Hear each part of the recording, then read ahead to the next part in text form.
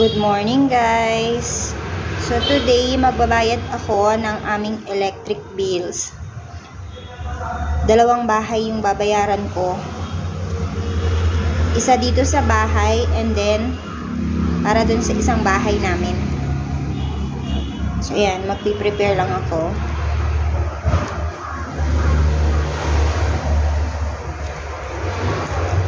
Then kailangan natin to kasi mainit sa labas.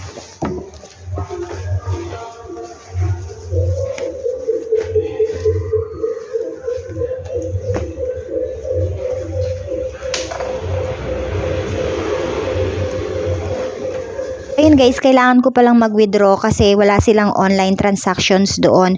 Usually kasi guys, dahil sobrang high-tech at advanced na ng mga technologies nila dito, lahat is alos nagbabayad na lang through mobile transactions. Ayun, konti lang naman yung withdraw ko guys, sakto lang naman sa aking babayaran. Ito yung building kung saan kami nagbabayad ng aming current bills guys. Ito yung KSEB or yung Kerala State Electricity Board.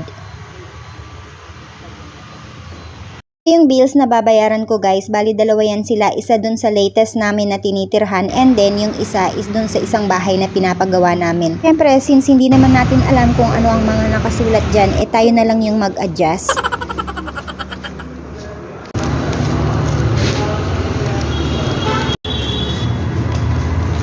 And guys, nakabayad na tayo ng ating electric bill, so it's time to go to market naman.